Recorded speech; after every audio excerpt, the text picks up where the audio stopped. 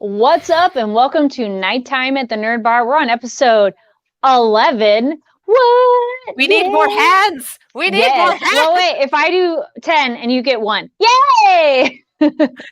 Hopefully not blowing out all your speakers of like our excitement, enthusiasm. But we're excited to have you here at Nighttime at the Nerd Bar. We'll be talking, of course, Demon Slayer, as well as a lot of other cool titles we've been watching and catching up on. So stick around for all of that.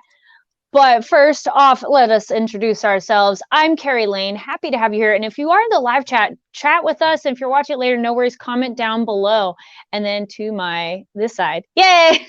I'm Katie Cullen, and I had a not particularly usual horror-filled weekend, and it was a good time. So y'all gonna be hearing about that in a few minutes. Woo, nice, Yeah. nice. Real quick at the top, a couple news things excited about.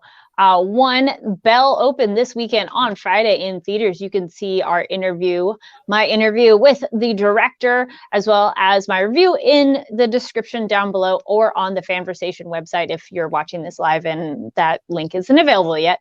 And then it made about $2 million for the opening weekend, which is awesome for a it's not part of a franchise. It is a renowned and known director, at least among the anime community, but that's just really cool of like, yay, anime in theaters. Well, and I also want to throw this out here because I feel like this is something a lot of people are really discounting for the box office. We're still in the middle of a pandemic, you guys.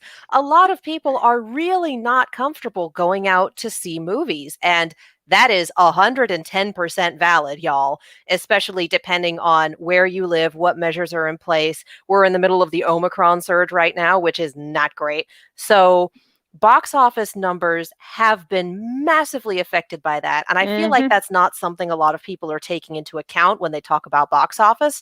So yeah, $2 million opening weekend for an anime movie, which is they're doing better in theaters, but they're still kind of against the odds. That's not part of a franchise. That the odds were not necessarily with BELLE, so those numbers on opening weekend are good numbers.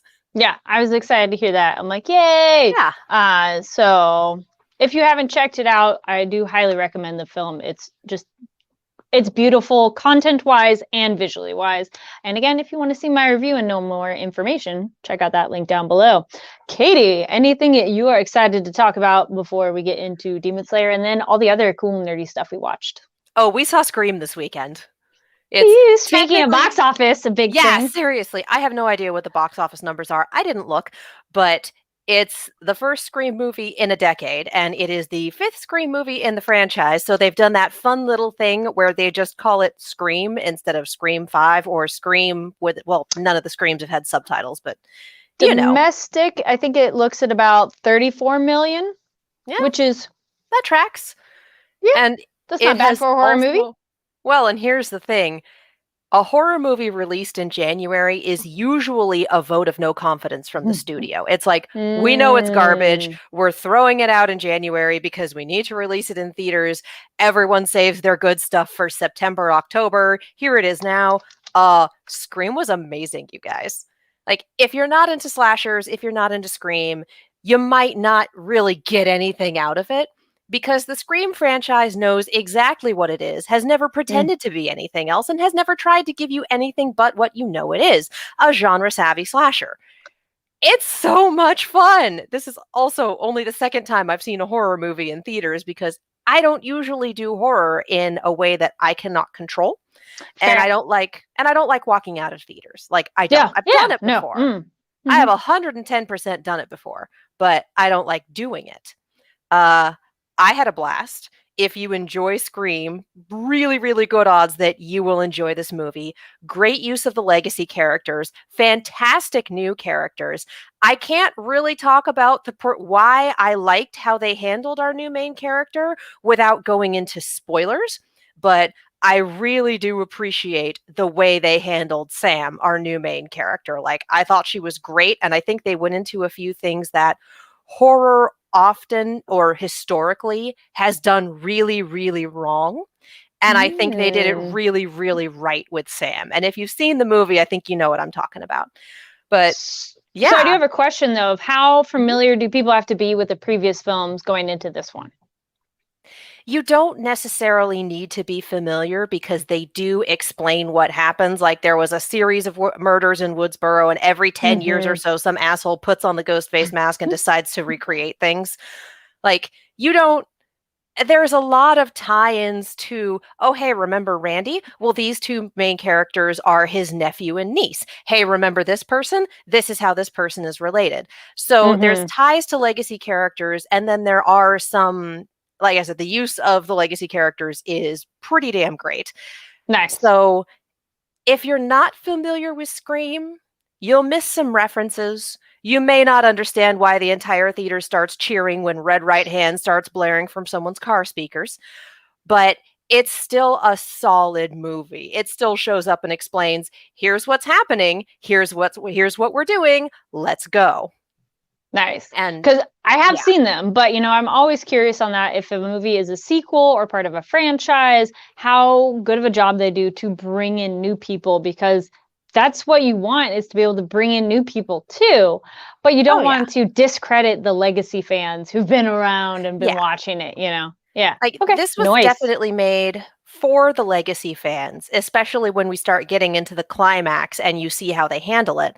Okay. And I'm just trying to be as vague as I You're like, can because, like, if you are looking forward to seeing this and you are not willing to go to theaters right now, which again is 110% fair and valid, do not let anyone spoil this for you. There mm, are larger plot beats, and then there are a bunch of little bits of execution that are so much better if you go in blind. And like any okay. Scream movie, anyone could be the killer. I had one guess that was hilariously wrong, and I had one guess about a third of the way through that wound up being completely correct. So it's Scream. Everyone's a suspect. But Yes. if you're into slashers, if you are a fan of the Scream movies, highly recommend. If you don't like slashers or if horror isn't your thing, not going to be the movie for you, but it never would have been in the first place. Gotcha. Noise. We start off with movies. I love it because Yeah. we talk about all things on this show. If you are new to our channel, speaking of, if you are someone new to it, Hi. but if you are brand new, we're now going to be talking about Demon Slayer. So you should be caught up because we'll be going into spoilers of that Yes. show because it's so good. And However, we are not talking about manga spoilers. So if you've read the true. manga, great, awesome, love it. Please do not tell us anything about the manga. Please be respectful of your hosts, your fellow commenters, etc. Do not put spoilers in the live chat or in the comments. Yeah. So this is going to be spoilers for the most recent episode of the anime, but nothing for the manga because neither of us have read it. Yeah. So I do love that we both got our Nezuko pink going on, you know? That was not purposeful on my part. I was like, oh, Yeah. what am I going to wear today? We're going to wear Medic Mercy. That's what we're wearing. Oh, wait, hold on. Let me take this down so you can show it. There Yeah. you go. No, it's an Yay. Overwatch shirt. They did Oh, the Mercy skin when they were doing the fundraiser for the Susan G. Komen. It wasn't Susan G. Komen. It was a different one for a breast cancer foundation a couple years back. And it's a great shirt. mine just comfy hoodie. But I kind of was thinking that back to our Nezuko glow up from last week. Oh my gosh. I mean, we've all been Oh my Nezuko God. stans, but she's so cool. Like I remember last week when I freaked out at the change and this one too, the continuing the fighting. And I was getting a bit worried of like, how do we pull that back? And the lullaby was so cute. And then her crying, I'm just like, I'm gonna cry with you, Nezuko. Can I give you a hug? Like, oh my gosh. I don't know about you, but I got it really like, Oh yeah, these no. are just voices, but it's making me feel things. My roommate and I, we watched it together earlier this afternoon. We usually watch it together, and we were Mm-hmm. both just like, "I'm not crying, you're crying." Okay, Right? we're both crying. Because if you think about it, Nezuko has probably never really had a chance to grieve her family. Because No, the slaughter yeah. happened, she got turned into a demon, she went a little nuts, she was asleep for like 6 months, and then she Mm-hmm. spends a lot of time not being active in the story or being active in the larger plot beats, but not in the downtime. So Mm-hmm. I think this is the first time where she's really gotten that, oh, right, they're all gone Yeah. moment.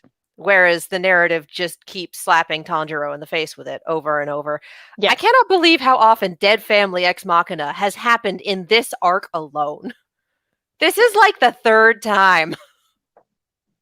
In terms of like, in terms of something needs to happen, Tanjiro needs to start breathing or wake up or do whatever, and it's one of his siblings going, "Hey, yeah, so hey!" this goes back to our question then from What's last week. happening? That's what I thought you meant, but I was thank you for clarification. So then we asked this last week, and please comment down below your thoughts. Do you think Tanjiro, via the show, is able to communicate with his family who have passed on to wherever they are? I think he does. Per the show, I think he's actually communicating with them. They can communicate with him because their bond is just displayed to us, the viewers, as so strong. And in this world, anything seems to be possible. Be like, all right, sure. So what do you think, Katie? I think we have his family is watching over him, but I don't think he can communicate with them and get an answer. Because again, we well, have not like call them family. up or anything. Well, but that's like kind of this. what communicate means. Okay, fine. Well, this where they can communicate with him in the sense of in extreme duress, they are able to reach to him. It does seem to be a bit more one way because he can't quite call to them so much. It's more they can communicate. We're being very loose with this word. Connection, establish a further connection with those beyond. So yeah, you think he's actively talking with something, not just in his mind? I think he's very much just in his mind. So okay, but this is going with the words, supernatural idea. I'm working really well with words tonight. I think they are there watching out for him. I do think that the spirits are there, like watching out for him. Okay, but I think that when he's like, "Oh my God, I need help, Mom, what would you do?" That one, he's no, not I don't actually expecting a response from Mom. No. He doesn't know she's there. He's just like, she would know what to do. I have to think like her, and that is how he processes things. Is asking questions of people who aren't there to answer them in order to kickstart his own ability to think along those lines. Because we haven't really gotten follow-up moments where he thinks about it and goes like, oh wow, I was able to talk to my dead sister and brother, because we had the like brother breathe moment, and then the other one, like, you guys put yourself in danger. So he hasn't had that self-reflection moment, but yes, he's talking to something there, or they're talking with him, and it's not simply from his memories. I also don't think that he's hearing them when he's getting the, hey, breathe, hey, I think wake it's like up, subconscious. Hey. Maybe that's it. It's more of a subconscious thing rather than him. And that's why he doesn't think about it later. Like, about that. Like, I think that's very much it pokes something awake in him. And maybe it's just framed that way for the audience's benefit.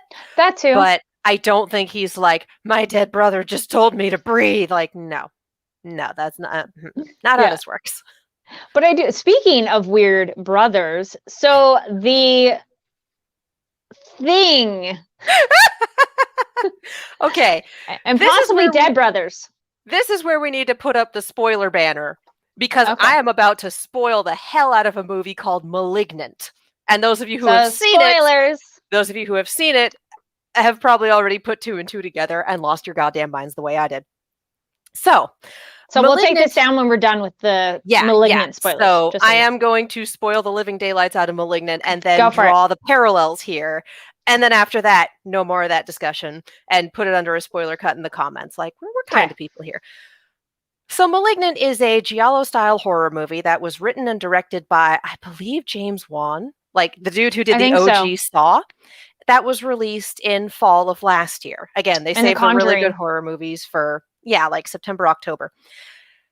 This movie is batshit insane, as giallo-style movies often are. That's kind of a hallmark of the genre. Can you explain what that genre means, real quick? Giallo, I believe it's named after an Italian horror director. I'm not very good with the etymology of this. But it's a very specific, very stylized type of horror that tends to deal with the supernatural and tends to go a little bit off the chain. If you've seen Suspiria, either version, that's giallo. where it's real, but it's not really real. We're not really in magical realism territory, but we are still going a little buck wild. It's the supernatural inserted into the daily. It's all a little fuzzy. But if it's a Giallo style movie, you know it's going to get nuts. And that can be really polarizing. Again, Suspiria, you love it or hate it. Malignant, you love it or hate it. And it can come off as silly. So, fair. So here I am going, oh God, it's Malignant.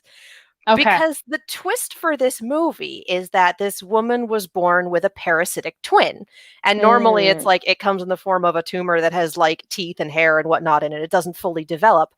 Hers fully developed, connected to the back of her head. She shares a brain with this parasitic twin, and doctors removed it, but because they couldn't remove him entirely because they share a brain, they just kind of covered him up in the back of her head. He has weird powers over electricity. He's kind of psychic, and his name is Gabriel. Well, she gets a blow to the back of the head. It reawakens Gabriel, and he starts kind of putting her under and using her body to murder things. So this is the weird twin that lives in the unsuspecting sister and shows up to do horrible shit. The other thing is, because it's essentially a prosthetic on the back of the actress's head, whenever Gabriel wakes up and is portrayed, Gabriel moves the body backwards, which is nuts. But it's portrayed by prosthetic CGI and a very talented contortionist. So they got a voice actor to voice Gabriel when he uses electronics to talk through. They got Ray Chase. So Ray Chase voices Gabriel in this movie about this evil twin who lives in the back of this woman's head and takes over her body to fight. Ray Chase also voices Tengen Uzui in the dub of Demon Slayer. So it's just Gabriel's all the way down. So, of course, watching this with my roommate, she watched Malignant last night, and I came in for the last like half hour or so, but you know, she's already seen it. I already know the plot beats. Showed up in time for the murder spree in which Gabriel comes alive and murders everyone in a police precinct. Ugh. You know. And so that's fresh on the brain. This happens, and this demon has this twin brother who's living in her body and comes out to exact violence. And God bless my roommate. She's like, yeah, they should get Ray Chase to voice him. It'd be great. So I Google Ray Chase, Demon Slayer, to see if he's already got a role. He's got a role as the Hashira that we're dealing with. So if he does also voice this person, whose name I don't remember, he's just Gabriel in my head now. It's just Dan Green it up, talking to yourself. Again, it's Gabriel's all the way down, and I did yell, "It's Gabriel's all the way down" out loud, and then I was in hysterics for about 3 minutes. I really needed that laugh. This is insane, and I love it. Yes. And Malignant spoilers, and also, what the hell is that guy's name? Because I can't keep calling him Gabriel. You know, I was wondering as well, because I thought he maybe... He introduced himself. He did. He said what his name was, and I don't remember it. I'm like, hold on one second. I'm gonna look it up. Yeah. Because I heard it so briefly that I was like... Yeah, he said it once. It starts with an F, I think. But for those of you who tuned out for the spoilers, fair enough. We find out that our demon has her brother also living in her. Gyutaro. Gyutaro? Yep. Gyutaro. Does not start with an F. Does start with a G.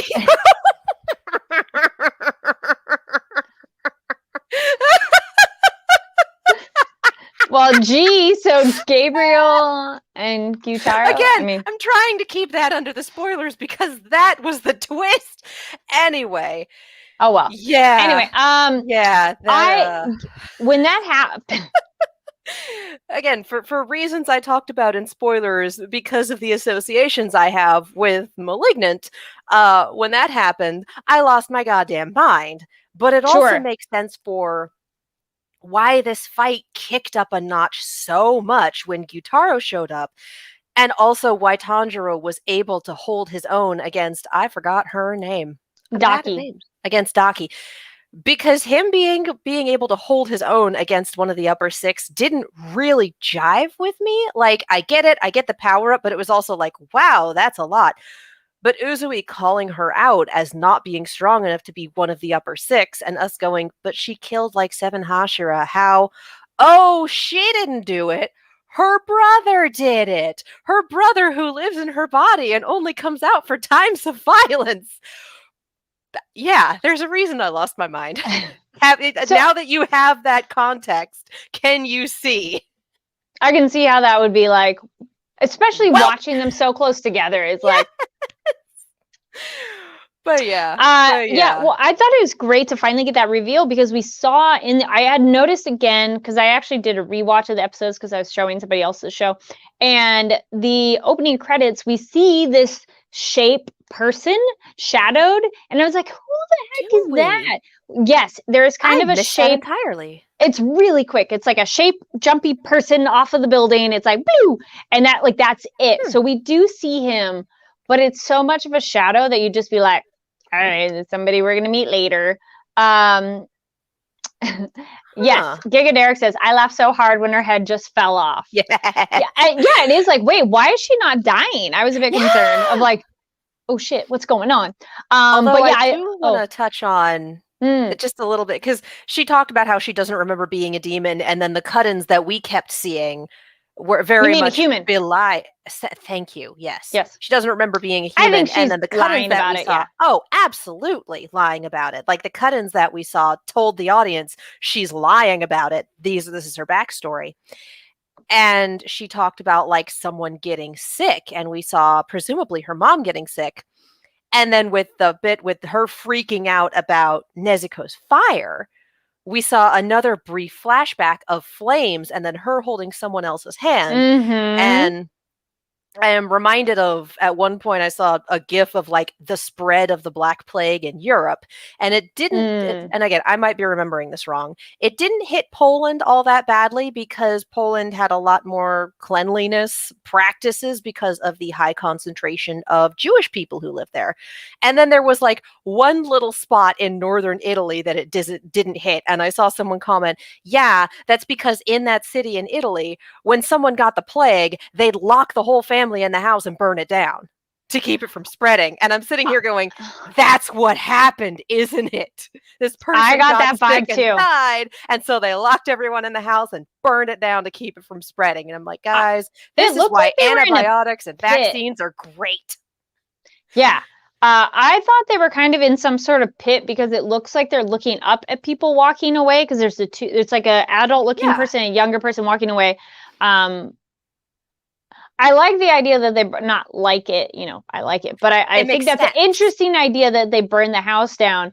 I had more the visual that they took the sick people, threw them in a pit, set them on fire. And then that was her. And that's probably when Muzan came to her, because he likes picking very vulnerable people that will do anything. And this is a good opportunity of that. Also, a quick side note, back to our chat. John Knight says, hi, ladies. I recently got the Demon Slayer movie Mugen Train Blu-ray. Woot woot. Are there special features? Ooh, yes. No. Let us know. Tell us. But yeah, I do think when Muzan came to them, that they were... It's possible that they were both a little too hecked up by the fire to survive. I kind of felt like they almost fused in a way because of the fire, and that's probably why it's like that. But it's also interesting too. Muzan likes doing experiments. He likes messing with things. Yeah. So it wouldn't surprise me if he went, well, I can save you, but only if you feel like being the same person. So one person got to be completely full and hale and healthy, and then one of them is massively hecked up. Like he kept pulling his skin off and then it kept regenerating. Like he is messed up. Man.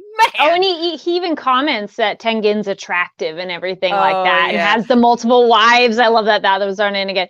So thinking about it now too, like if spoiler name were an incel, that because he's a fucking incel. Woof. If thank you, John Knight says no special features on the Blu-ray. Okay, good to know. Still a good movie though. Yes. So do we also think her obsession with beauty and attractiveness and cleanliness essentially too is because of her connection to her brother, who looks sick, diseased, disturbing, and like weird? Because then I'm like, she's so pristine and like perfect, like her skin's so smooth and flawless, and then she's connected to that. So I wonder if some of her hatred of like, ew, I won't eat anything ugly, is connected, that she is connected to something so hideous.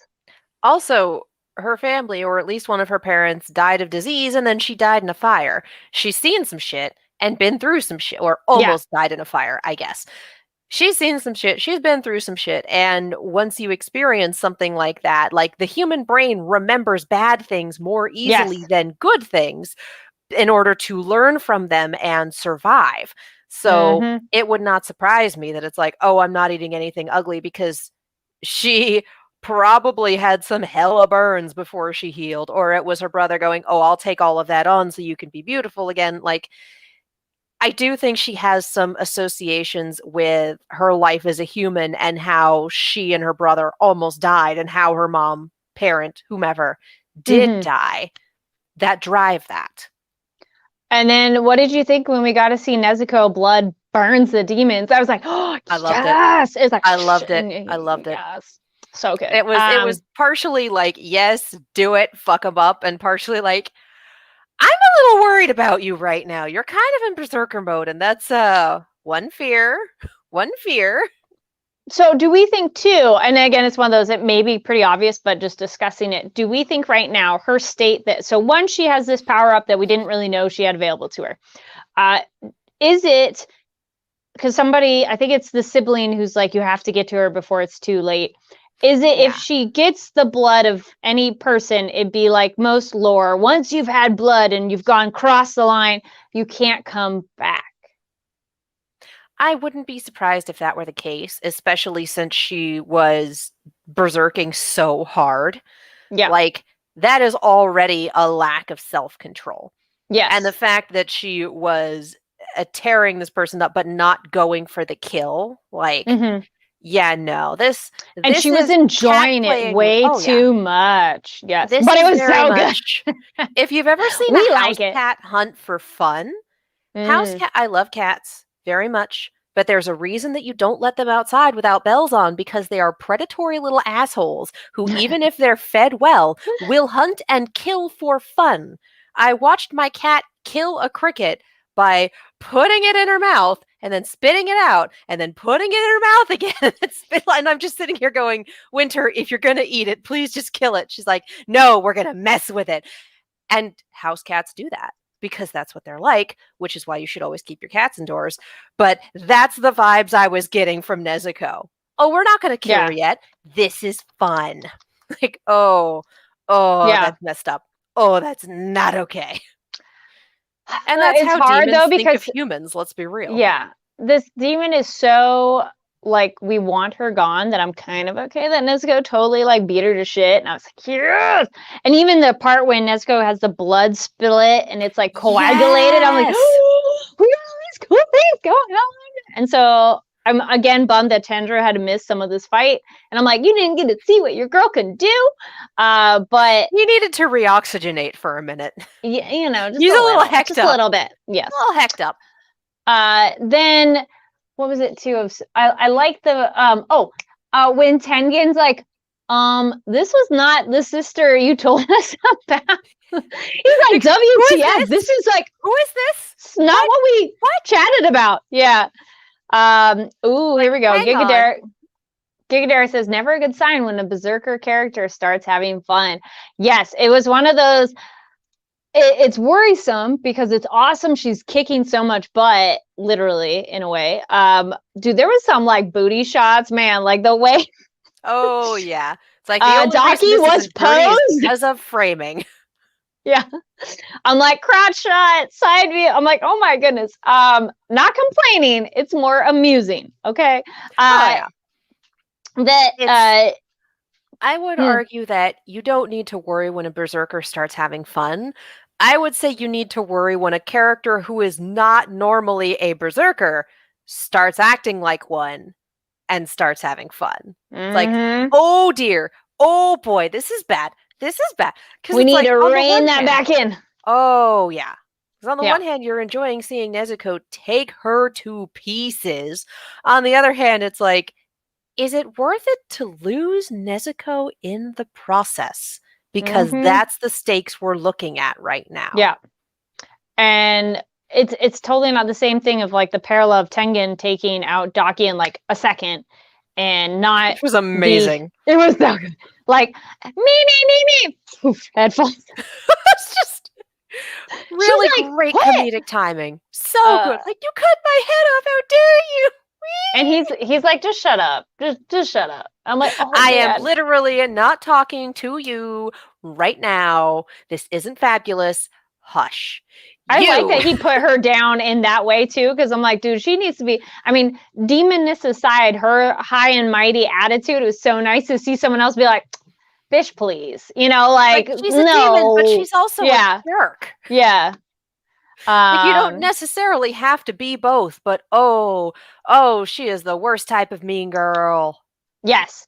So we had John Knight in the chat says Ryota Osaka is the Japanese voice of Gyutaro. I was just looking at what are some of the other. I will lose my entire mind if they have Ray Chase double down as They're Gyutaro. like, hey, they're not going to do it, but I will lose my mind. Transcend reality. I feel that'd be such a meta joke thing that they'd be like, we got an idea. We have an idea. It would be an extremely meta joke, and I would be so here for it. You're like, oh my God. It's like, they're not going to do it, but that would be awesome. I like the moment too.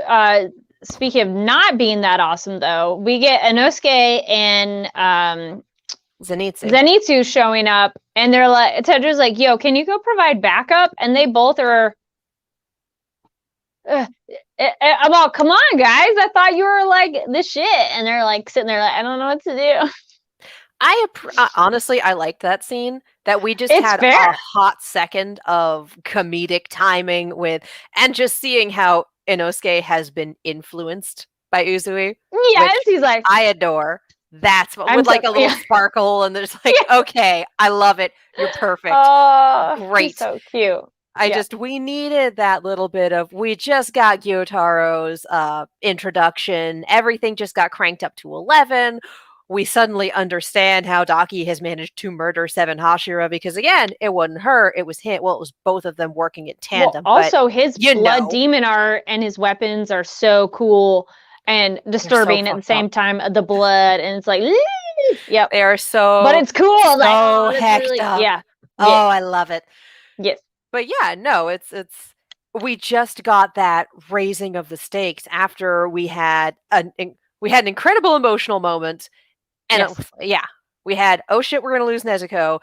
And then the comedy of Daki's head falling off. And then the incredible emotional moment of the lullaby. And just I'm not crying, you're crying, we're all crying. And then the cranking things up to 11 of Gyutaro's introduction.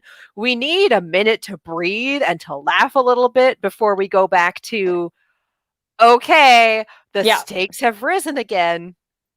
And here's the thing. I know I've been saying all this time, like, they're not going to kill Uzui. They're not going to kill 2 Hashira in a row. That was when we had Daki to deal with. Gyutaro makes me think that they might.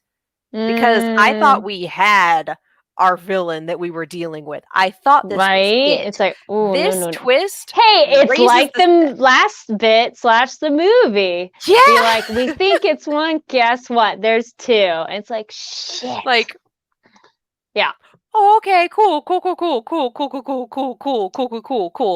However, also, unlike spoilers, everyone knows that this is the case now. Yeah. Also, like, this is a team. Is it nice? I don't know if nice is the right word. Is it refreshing to this point now that Zenitsu and Inosuke are not rushing so headstrong into situations? Like, they're taking a second to assess the situation, because that is something they don't normally do. Like, yes, I'm just going to go run in. And it's like, can we not? Giga Derek says, the parallels are haunting. And called it.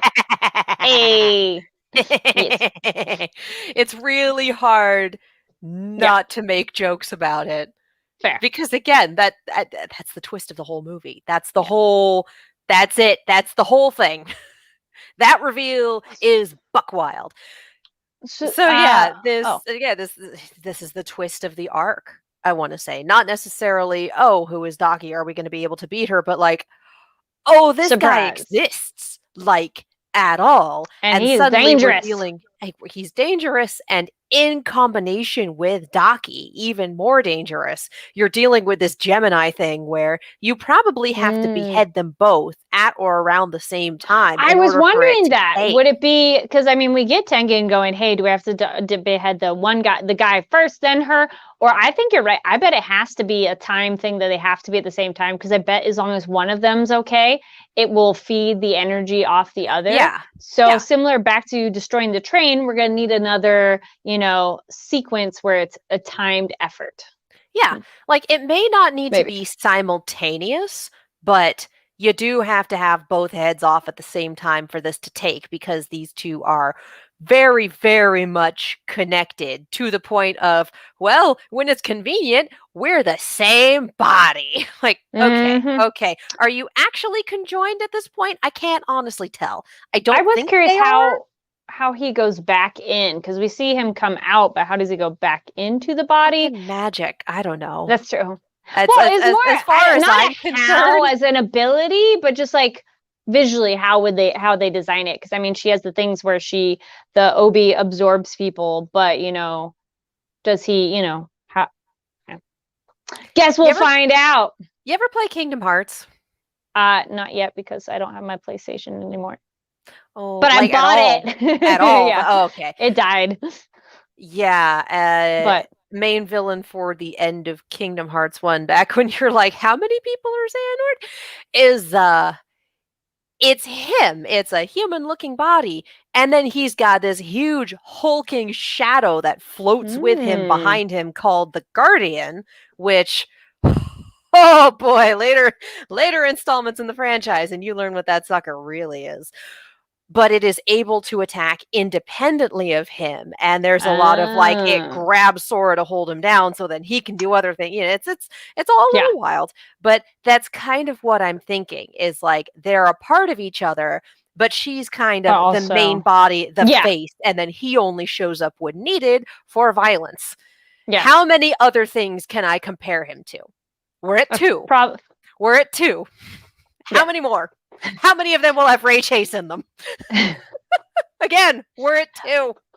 Well, I was gonna say we could probably keep going on that, but was there any other things in the episode that stood out to you for Demon Slayer?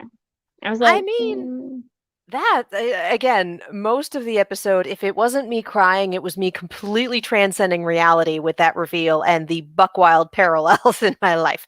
Yeah, I do like at the end that we have this set up now that it's like, okay, this is where the fight's gonna get nuts. Like he's the sound Hashira. He can hear that most, if not all, of the people are out of this building. And that we was do cool. I see was like, the ooh. ninja influence with the use of the smoke bombs and the explosions. Like he's not just a Hashira, he also has this skill set. Mm-hmm. But yeah, Giga Giga Derek, Derek Tengen says, starting the fight and using something other than a blade. Like, yeah, you love to see it. Love yeah. seeing that. And I am both intrigued and terrified to see what's going to happen from here because we've laid out the combat capabilities, we've raised the stakes, and now we have our Hashira versus upper level demon fight. And again, with the introduction of Gyutaro, I am no longer firmly on the they're not going to kill him train Mm. because like if it was Daki, I wouldn't Really? have bought it. If it was just Daki, I would not have bought it, Yeah. especially with Tanjiro Tanjiro's coming not this getting. close to Yeah. taking her head off He did good. himself. Yeah. He did good. Could you imagine Gyutaro showing up at that point? And be like, Like, oh, fudge oh, nugget. Yep. lots of trouble. Oh dear. But yeah, I'm no longer on the they're not going to kill him. They wouldn't do two in a row because this feels a little more earned. But do I we don't like want that him to die. better? No, I don't want him to die either. But does that feel better that the stakes are just that high that we think it's possible? Which I do like that because this show keeps raising the stakes. That it's not Yeah. just like they'll be fine. They'll be It's fine. absolutely better in terms of storytelling and mechanics. Yeah. Like it's much better to keep the audience guessing as opposed to, oh, they're not going to do that. Oh, Yeah. especially with this demon, like I can see her being a problem, but like, Mm-hmm. and then, but wait, there's more. Is Yeah. like, okay, all right, cool, fine. I buy this now. I buy this now. Let's go. So Yeah. it really could go either way at this point. And I'm here going, I really want Uzui to survive. Like it's still, I think it still runs the risk of anytime we see an upper level demon with a Hashira, if we establish this pattern of the Hashira not surviving, like I still don't think that's a good thing for the series to do. I still don't want that to happen because, again, that creates certain expectations in the audience of, again, we're Yeah. facing an upper six demon, whatever Hashira we throw at it won't survive. And we might have, 13 of 12? Well, I How was many gonna did say we have to start? well, 'Cause we're that's what I down was gonna 1. ask because we lost. They're like, oh, you've killed 7, but I'm like, wait, how many was there another compound we don't know about that they were No, hanging no, out no. at? She's And killed then 7 over the course of her life, and yeah, she yeah, has that's what been I mean. in Of this like, so how form many? over decades. Yeah. So But I then think that's I was curious on the full numbers of like how many Hashira have there been over time. But I was wondering too of what was that? What happened to back when it was the spider demon? They were in pairs. Hashira went out in pairs. They didn't go by themselves. And now this time it's like, I'm going to go by myself. I'm just going to have some underling people with me though, too. I'm like, whoa, whoa, whoa. What happened to Hashira's going at least in pairs? Because apparently it's not enough by yourself. I think for that particular instance, they went out in pairs because they've been losing so many Demon Slayer Yeah. Corps members because they just kept killing them. But for the train, it was, we need you to investigate. And for this one, it's him specifically running his own investigation and wanting to That's get his true. wives He did it back. on his own. Yeah. Yeah. So I don't think this Derek, is a big operation. I think they should always have a buddy system. Oh, God, yes, absolutely. Giga Derek says, I think this is Tendra is going to see this fight and panic a bit. Indeed. Yes. Oh, yeah. Absolutely. But maybe it's one of those like all their powers combined, maybe that will be enough to do something, but we'll see. Maybe. I do like the idea of a buddy system, but also we had 14 Hashira to start, 12. We have not enough, and that means that you can only have them in 6 or 7 places at a time. And if you are covering all of Japan, that's not a lot. No. So, yeah, I appreciate that we had the buddy system for that outing, but that was also an official, we've lost a lot of members. We know it's dangerous. We need to send y'all in, as opposed to these two where it's, boy, that upper six demon came right out of nowhere. Oh, dear. And there's not enough time to be able to fall back and figure things out. Yeah. Like everything, like that escalated quickly. That really got out of hand. There's not enough time to call for backup. There's definitely not enough travel time. They definitely were not prepared on this one. This whole arc has been like 3 days or something wild. I feel like that's a good point. It might have been a little longer, but I don't maybe think a week. Very long. Maybe a week. Maybe but definitely not enough for it to be like, hey, we are dealing with an upper six. We need to call someone. No, yeah. Like the amount of time between we have an upper six and fight. Yeah. It tends to be less than an hour. No, probably like only a week in the terms of once they got into the houses in the first place. Yeah. Because I felt like they did that for a little bit before things really took off. But yeah. But yeah, it has not been very long at all. No. Whereas for the spider compound, they had been steadily losing demon slayer, like lower ranked demon slayers, but nonetheless, they'd been steadily losing them there for a while, which is why they sent out Tanjiro and Co. And then also went, we've got some free Hashira right now. We should send them out too, just to like really take care of it. Yes. Because I don't think they know that any of there's only 6 of them now. But I don't think they knew that any of the upper or lower 6 were in play anywhere until it happened. Yeah, they don't seem to have good intel ahead of time on how are any of the super demons, upper, lower levels, all those, how many of them are there left? Where are they? What kind of abilities? Like their intel seems to be pretty slim. I mean, the upper 6 have been around for a chunk of time. I know, and have then gotten you think very they good would know at being more like, info. Well, and then anyone who sees them gets murdered. Yes. It's like anyone who sees them and is able to recognize that as an upper 6 demon does not live to tell about it. I feel like Tanjiro and company are our exceptions, and that's only because 1, Rengoku is a complete badass, and 2, the sun came up. Yeah. In a couple of hours, the sun will rise.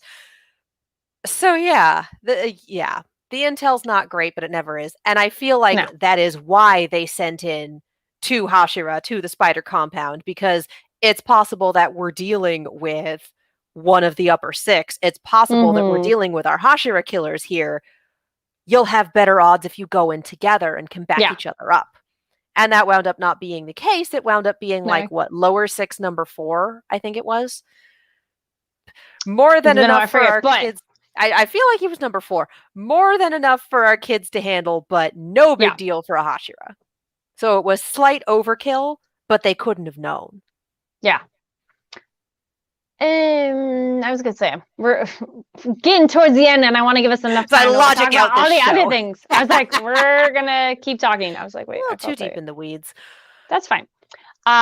So now we're gonna tell you that's it for our Demon Slayer bit. Leave comments down below. What you thought about this episode and everything and stuff we talked about. If there's anything else that we didn't cover that you're like, hey, wait, what about this in the episode? Yeah. But the other exciting thing, Bob. Oh. Thank you, Giga Derek. Lower 6, number 5. I was only 1 off. It's fine. You were close. Yes. So stuff you should check out. So this is some other titles and books, movies, shows, and whatnot that we have checked out that we think you should check out. That's very cool. Would you like to go first, Katie? I don't know what voice that was, everything I've consumed that was new, like I had a week that kind of didn't exist, and all of my new media consumption was this weekend, and you heard about basically okay, nice. So no, we covered your bit earlier. That's true. We had the Malignant and Scream. Cool. I'm just gonna go with you should read Discworld books if you haven't already. They're wonderful. If you need recommendations on where to start, there's a map. But I was going to say, speaking of books, I checked out Wheel of Time, which is based on a book series. I have not read the books, so I cannot comment. Have you read the books? Mm-mm. Okay. It is a pretty big series. I have not. I don't think I'd even heard of it. I know other people who really like it, but it's not one of those that like it was in my, on my radar of stuff. So, but I'm a cool fantasy show and it's on Amazon. I was like, sure, I'll check it out. It's only 8 episodes. I really like the world building. And again, I don't know anything about comparing it to the book. As just a show, it's cool. The world building that they do is really interesting. The basic concept's really interesting. So it's considered high fantasy, which I don't really know what you would describe as high fantasy versus just regular fantasy, but I'm like, sure. High fantasy tends to be like a lot of fantasy tropes, its own world, oftentimes magic, fantastical races, etc. Lord of the Rings is kind of your trope definer for high fantasy. Fair. Also, similar feel to that. I saw like on I was wanting to share a trailer. I couldn't find a good trailer to share on Instagram, and one of the things was like something comparable to Game of Thrones or something like that. I'm like, stop it. It's like anytime this is a quick little sidebar. When you compare a title to one title that's really big, that just tells me you don't watch a lot of other ones, because it's. Sure, I would be more like, hey, here's your next fantasy show to like. If you enjoy fantasy and adventure shows and magic and like mystical worlds, you should check it out. I don't think it's ever. Ooh, hold on, excuse me there. I don't think it's one to be like, saying it, but whatever. That was my weird side thing on that. If you don't mind me arguing on the side of the marketing department for a moment. Ooh, hold on 1 second. Yeah, we good? Stuff? You keep going. I haven't interrupted, but you keep going. Yeah. Game of Thrones, for all that it was also kind of marketed as fantasy for people who don't necessarily watch fantasy, which, again, it's not necessarily true. That's not necessarily a good thing to market it as, but Game of Thrones was also able to bring in people who would not normally be into a fantasy show. So for the marketing department to say, it's like Game of Thrones. It's the next Game of Thrones. They're not just trying to bring in people who are fans of the books or fans of fantasy. They are trying to bring in the widest audience possible.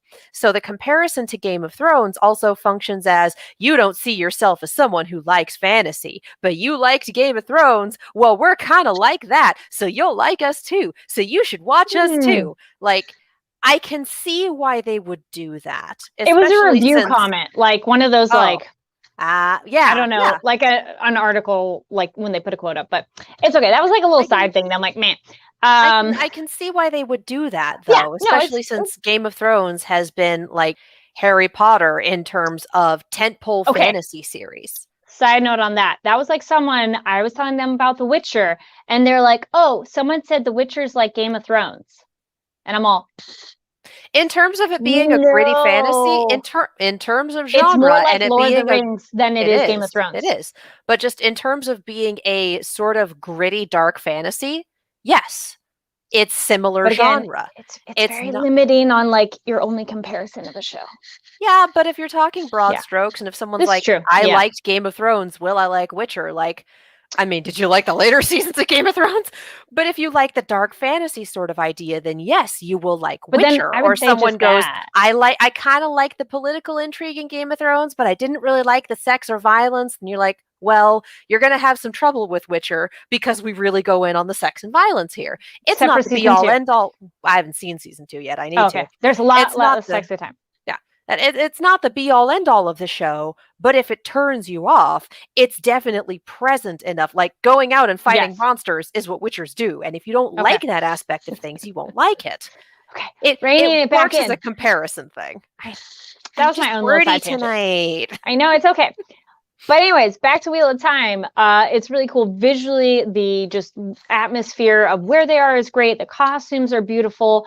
The people are beautiful. There's like a lot of diversity in the cast, which I really like.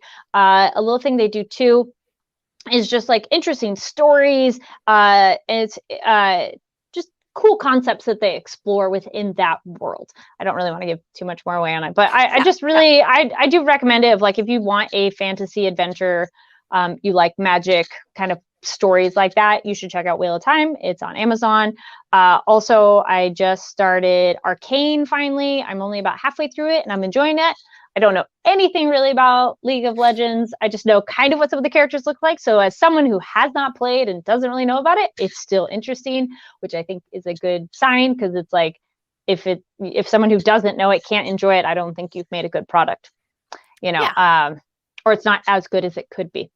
Turns out that Riot makes better side products than they do games. Like, and that is some shade. Like, it's like, liking Arcana doesn't mean that you're gonna like League of Legends, everyone. I thought it was Arcane. Like, is it Arcane? I messed it up. I think they said Arcane in the show, because Arcane is like the magic. If you have no idea what I'm talking about, like they refer to like magic, but then that's a cool discussion. Speaking of, back to Wheel of Time, and then this is like science and magic. What is the difference between science and magic? It's like, according to Thor, there isn't one. Yeah. Well, you could say magic is science we don't understand. I've heard that. So those were some cool ones. If there's any cool, geeky, nerdy stuff that you've been checking out, let us know in the comments down below. And then also, you can message us. Malignant if you're into horror movies that get a little buck wild. Scream if you're willing to go to theaters. If you're not willing to go to theaters, watch the original Scream. It's good, you guys. It's so good. Good classic. It's good. OG Scream 1, 2, 4, and 5. And one more. Oh, wait, hold on. And Giga Derek says appropriate shade. All right. And then I was gonna say the only other quick recommendation too, completely a different thing, but if you want something to feel good and make you cry, good happy cry or good emotion cry, the newest season of Queer Eye is on Netflix, and they're in Austin, Texas, and it is so good so far. I've been watching it and I'm like, that show's always like, it just makes you feel good, and it just has great life tips in it too, of besides the things that they're helping the different people with, like there's great lessons you could take for your own life. And just, yeah. I spent most of the prom episode in tears. It was so Just into the episode with Angel and the prom episode. I haven't finished the whole season yet, but those two are the ones where I was like, I'm just gonna lie on my futon and cry my face off now. It's fine. But it's a good cry because you're just I'm so happy. And seeing them be happy is like just so happy for them. So if you want a good feel-good reality show, also as a reality show, we've talked a little bit about those. I find this one to be so not forced the way other reality shows feel. Like the editing on it is so good, and it doesn't feel like, Katie, tell me how you feel about this. Like, well, let me prompting tell you to how say I feel. No, it feels very real and as honest as it can be. Yes. Yeah. All right. Before we sign off, we did get a couple quick. I don't know if I can we'll do a quick answer on this. Yeah. So, Katie, John Knight asks, "What's your favorite character from Demon Slayer?" Oh boy. I find favorite characters is so hard, but I gotta let's be real. It's Rengoku, but if we're going with people who are still kicking, I'm a Tanjiro girl. Just you gotta love the soft protagonist. You gotta love the soft protagonist. Yes. And then I was asked, so yes, Carrie D. Lane is my username, but it's just, you can say Carrie, that's fine. For me, favorite character. I agree. I mean, Tanjiro is pretty solid for me as well. Of like,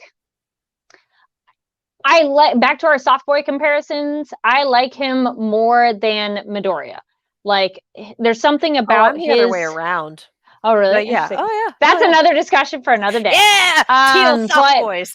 Yes, I know, right? And well, I'm team teal hair too, so I like that.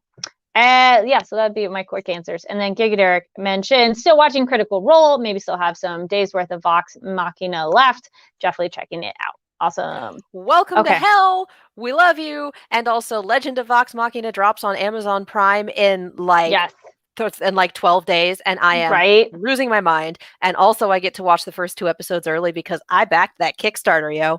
So very, very excited. Convinced my roommate to watch it with me, so it's her first foray into Critical Role.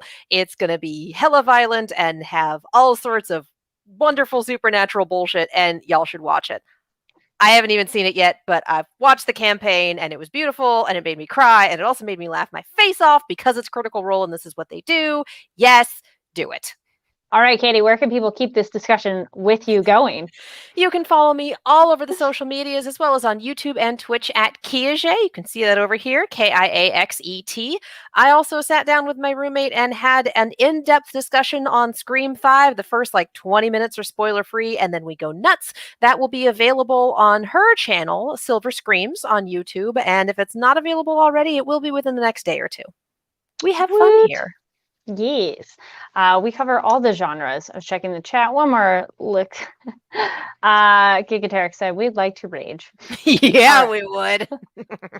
Y'all can find me online at Carrie D. Lane across TikTok, Twitter, Instagram, all the things, Karidlane. And as I mentioned earlier, check out my interview with Mamoru Hosoda and the review I have of BELLE. So those are down below. And you can look back at the Animations Film Festival where I did get to meet Hosoda-san in person, and he was super nice. So that was really cool to meet him then as well. So go check out those interviews and reviews, and continue the discussion with us online. Again, comment down below, give the video a thumbs up. Don't forget to click that subscribe button, and we'll see you next week. And tell your friends. Yes, tell your friends. Yes. All right. See y'all later. We love ya. And good night or good morning, whenever you watch this. Yes. Good day. Good day. See ya.